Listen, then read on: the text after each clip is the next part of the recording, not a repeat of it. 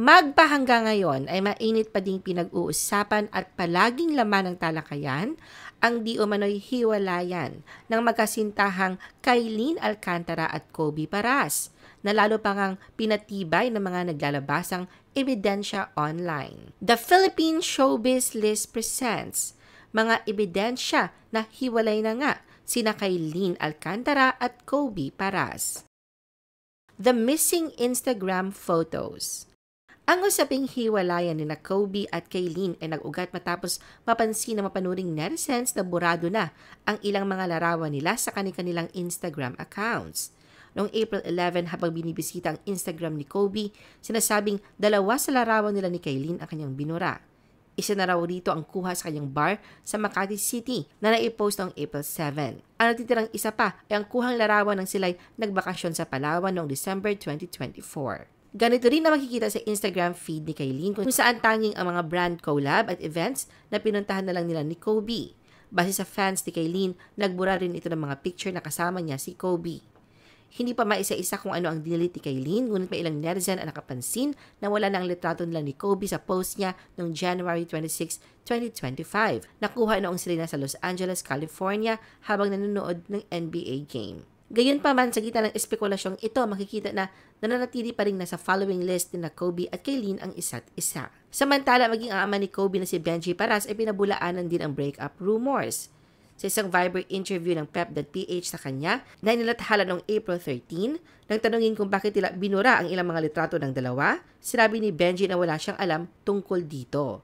Pero isang bagay daw ang sigurado, hindi hiwalay sina Kailin at Kobe. Mula naman sa kampo ni Kailin, sinabi rin nila sa Pep.ph na maayos ang relasyon ng dalawa at hindi rin nila alam kung bakit may mga ganoong isyong tila pilit silang pinaghihiwalay. Ngunit taliwas sa inilathalang ulat ng isang online news site, kinumpirma raw mismo mula sa isang reliable source na totoong hiwalay na sina Kailin at Kobe.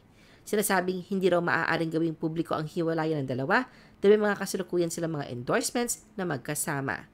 Nang tanungin kung sino ang nagpasimula ng hiwalayan at kung ano ang dahilan nito, sinabi daw ng source, si Kailin, third party. A married woman is being alleged as the third party. Agaw atensyon ng isang post sa social media ng napakilalang kaibigan ni Kailin at Kobe na nagsasabing nagsimula ang alitan ng magkasintahan noong opening night ng Bando Bar kung saan part owner si Kobe. Ayon sa kaibigan ng magkasintahan, unang dumating si Kobe at sumunod si Kailin. Habang wala pa nga raw si Kailin sa opening night, maraming tao, kabilang na mga babae at lalaki, ang lumapit kay Kobe upang mag-congratulate. Maikli lang ang mga usapan, ngunit may tatlong babae na lumapit kay Kobe at nagkaroon siya ng medyo mahabang pag-uusap sa kanila. Ang nakakabahala pa raw ay ang pagiging sobrang niyang touchy sa mga babae, lalo na kay Pulani, na isa sa mga lumapit at di umano'y sangkot sa issue ng hiwalayan. Isang detalye na ikinabahala raw niya ang nang ibigay mismo ni Kobe ang kanyang phone kay Pulani at hiningi ang Instagram nito. Ang babae na masayang-masaya ay tinulungan siya at tinype ang Instagram account nito sa telepono ni Kobe. Ang nakakagulat pa raw, ang nasabing babae ay kasal na at 2 taon nang may asawa, kaya hindi niya maintindihan kung bakit ito pa ang nalilink sa issue. Kilala nga raw niya si Kobe at alam niya kung paano ito niloko na kanyang past partner, kaya hindi niya maintindihan ang ginagawa nito. Alam nga din daw ni Kobe ang pinagdaanan ni Kailin sa past relationships nito at makailang beses ding niloko. Ayon pa sa nagpakilalang kaibigan, nalaman daw ng grupo nila na matagal nang nagme-message si Kobe kay Pulani bago pa man ito malaman ni Kailin. Nakakagulat ito at nagdulot ng kalituhan sa kanilang barkada. Sa huli, binigyan diin niya na hindi siya pabor sa naging aksyon ni Kobe. Anya, "Don't get me wrong, Kobe is my friend but I do not condone cheating and doing this in front of us is another level of disrespect." Binanggit din niya na ang pangyayaring ito ay sinabi din daw niya sa kanyang boyfriend na kaibigan din ni Kobe upang iparating ang kanyang saloobin ukol sa ginawa ni Kobe. Nakadagdag pa sa hinalang break na sina Kailin at Kobe nang i-repost ng childhood best friend ni Kailin na si Hannah Rayoteta ang tina ito about sa breakup. Ang pagdidawit sa kanyang pangalan bilang third party ay namang binigyang linaw ni Pulani. Sa kanyang Instagram story, sinabi niyang nakatanggap siya ng napakaraming death threats sa loob lamang ng 24 oras. Kaya may nabuti niyang itigil ng pagkalat ng maling chismis at paratang laban sa kanya sa social media. Ipinaliwanag niyang hindi niya inakala na ang simpleng pagkikipagkaibigan at pag-follow sa isang tao online ay magiging issue. Dagdag pa ni Pulani, alam nila na kanyang asawa na ang issue ay gawa-gawa lamang ng mga taong bored at naghahanap ng paraan upang magpakalat ng negativity. Andre Paras defends brother amid breakup issue, Jackie Forster's cryptic post. Pinagtanggol naman ni Andre Paras sa kanyang kapatid na si Kobe mula sa isang netizen na bumatikos dito. Sa isang pambihirang pagkakataon, isang mahabang post na ibinahagi ni Andre sa Facebook noong April 15 upang depensahan ang kapatid. Sa post, sinamahan niya ito ng 3 screenshots. Una na rito ang profile ng content creator. Pangalawa, ang isang reel kung saan naka-foreground ang kanyang mukha at may naka-superimpose sa mga salitang lifestyle na gusto niya. Makikita din dito ang caption niya sa reel na lifestyle niya parang nakawala sa hawla. Ang isa pang screenshot ay mga party pictures ni Kobe kung saan may mga kasama itong barkada at babae. Nakalagay sa caption niya, "So ito ang gusto mo sa buhay mo, Kobe, walwal lang ng walwal? With these guys at sino naman yung babae na yan?" Sa caption ni Andre, pinangaralan niya ang netizen. Hindi na dapat bigyang mali siya ang pagpunta ni Kobe sa bar. Dagdag pa ni Andre, kung inaalala ng netizen ang Kai B o Kylene Kobe love team, bakit ito pa raw ang nangunang mang-intriga kay Kobe? Pinalabas daw kasi ng netizen na puro party ang inaatupag ni Kobe. Ipinunto rin ni Andre kung sino ang mga babaeng kasama ni Kobe. Kung talagang magaling silang mag-stalk, sana raw inalam na rin daw ng netizen na ang mga babaeng kasama ni Kobe ay girlfriends na kanyang mga barkada. Para kay Andre, ang nais lamang ng uploader ay gumawa ng issue para magkaroon ng clicks and views para pagkakitaan. Iginiit ni Andre na dinidepensahan niya lamang ang kapatid na si Kobe bilang kuya siya nito. Kasunod naman ang pagtatanggol na ito ni Andre sa kanyang Instagram stories, binahagi ni Jackie Forster, ina ni Kobe, ang isang quote tungkol sa manipulasyon. Mababasa dito, "Manipulation is when they focus on how you reacted instead of how they treated you."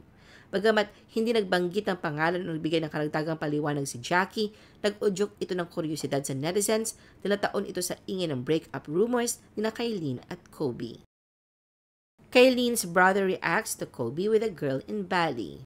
Sa paglipas ng mga araw, hindi na nga tinatantanan sina Kylene at Kobe ng mga ebidensyang nagtuturo na hiwalay na nga sila.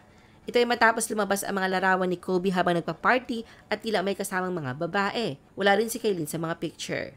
Isa nga sa pinagpipiyastahan ng isang TikTok video na ayon sa netizen, may isang kaibigan ni Kobe ang nag-upload sa Instagram story kung saan makikita ang video ng grupo ng mga babae sa parehong lugar na nasa isang litrato na kumakalat ngayon. May 2 babaeng maiksi ang buhok sa video kaya hindi malinaw kung sino talaga ang kasama, pero isang bagay ang sigurado. Hindi daw si Kylene ang nasa video. Lalo pa nga nabigyang linaw na talagang hindi si Kylene ang kasama ni Kobe na mag-iwan rito ng komento ang kapatid ng kapuso actress na si Robin Alcantara. Sa isang viral TikTok post, makikita ang isang larawan na sinasabing kuha noong nakaraang gabi sa Bali, kung saan kasama umano ni Kobe ang isang babae na hindi si Kylene. Ang caption ng post, "Eto, original photo last night yan sa Bali, hindi si Kylene ang girl." Sa comment section tila may bahid ng sarcasm na nagkomento dito si Robin ng, "Di ko alam may superpowers pala kapatid ko, di ko naman alam na nagte-teleport pala siya from here to Bali real quick." Sinundan niya ito ng isa pang banat na nagsasabing baka multo na lang daw ang Kylene na kasama niya. Kylene unfollows Kobe on Instagram. Magmula nang pumutok ang hiwalayan issue nila ni Kobe, kapansin-pansin ang pagiging positibo ni Kylene at nagpakita ng suportang ibinibigay sa kanyang sarili at sa mga mahal niya sa buhay, sa kabila ng mga pagsubok na kinakaharap. Nariyan ang pag-post ni Kylene ng isang video sa Instagram kung saan kinakanta niya kantang "You'll Be in My Heart" ni Phil Collins. Kasama ng video isang caption na nagsasabing, "Here's for you, little Kylene. You'll be in my heart. Hang in there. We've achieved some of the things we are only dreaming of. I will take care of you." Muli din niyang nakuha ang atensyon ng mga netizen matapos mag-post ng isang cryptic message tungkol sa kabaitan sa gitna ng breakup rumors na may mensaheng, "I know my kindness hurts me, but I will continue to choose it." Ngunit ang patuloy na pananahimik ni Kylene at Kobe sa tunay na lagay ng estado ng kanilang relasyon ay masasabing dumating na nga sa katapusan. Ayon sa ibang mga netizen, matibay ang teorya na hiwalay na raw ang dalawa matapos mapansin ng ilan itong weekend na tuluyan na nag-unfollow si Kylene sa Instagram account ni Kobe. Ganun pa man, patuloy naman na nakafollow si Kobe kay Kylene sa nasabing social media app. Ano ang masasabi mo sa video na ito? Mag-like o mag-react at huwag mahiyang mag-comment. For our YouTube viewers, huwag kalimutan mag-subscribe at i-hit ang notification button. At para sa aming Facebook viewers, mag-like at follow sa aming Facebook page para updated ka sa mga showbiz chika. Thanks for watching!